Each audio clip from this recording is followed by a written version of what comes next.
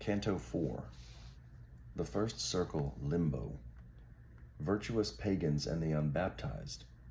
The four poets, Homer, Horace, Ovid, and Lucan. The noble castle of philosophy. Broke the deep lethargy within my head a heavy thunder, so that I upstarted, like to a person who by force is wakened. And round about I moved my rested eyes, uprisen, erect, and steadfastly I gazed to recognize the place wherein I was. True is it that upon the verge I found me of the abysmal valley dolorous, that gathers thunder of infinite ululations. Obscure, profound it was, and nebulous, so that by fixing on its depths my sight nothing whatever I discerned therein.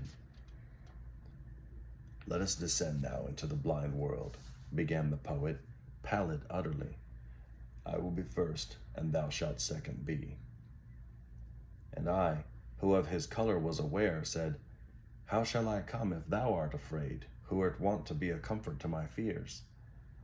And he to me, The anguish of the people who are below here in my face depicts that pity which for terror thou hast taken. Let us go on, for the long way impels us. Thus he went in, and thus he made me enter the foremost circle that surrounds the abyss. There, as it seemed to me from listening, were lamentations none, but only sighs that tremble made the everlasting air. And this arose from sorrow without torment, which the crowds had, that many were and great, of infants and of women and of men. To me the master good, Thou dost not ask what spirits these which thou beholdest are?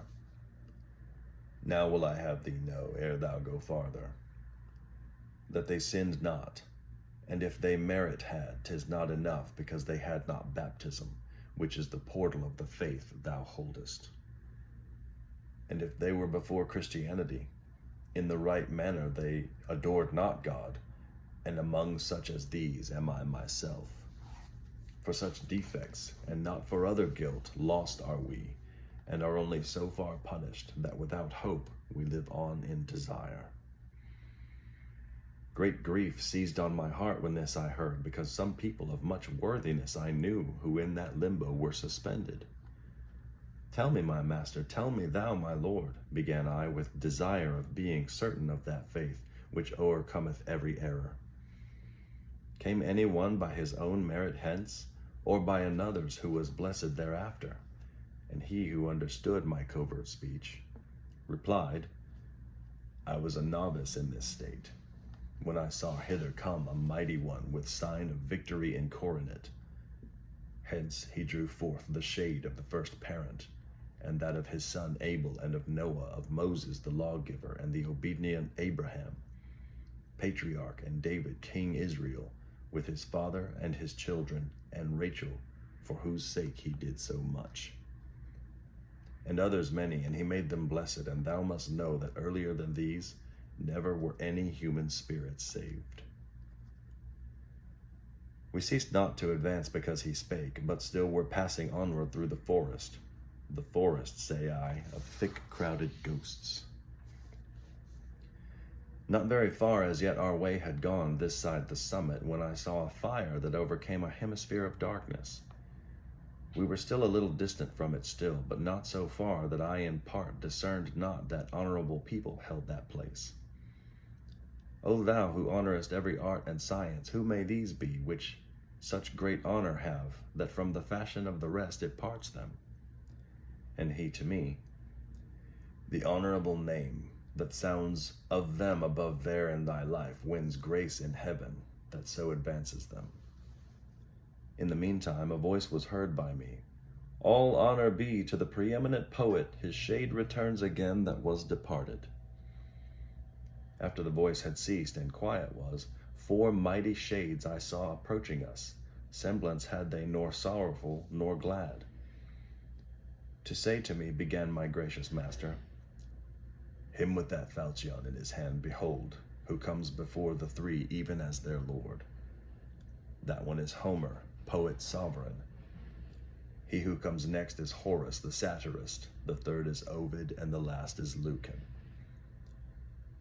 because to each of these with me applies the name that solitary voice proclaimed. They do me honor, and in that do me well. Thus I beheld assemble the fair school of that lord of the song preeminent, who o'er the others like an eagle soars.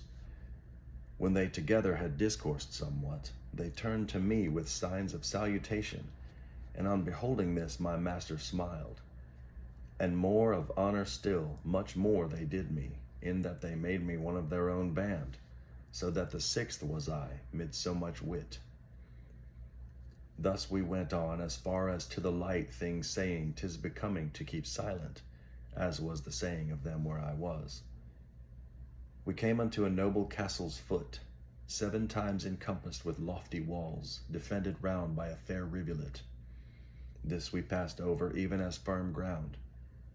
Through 7 portals I entered with these sages. We came into a meadow of fresh verdure.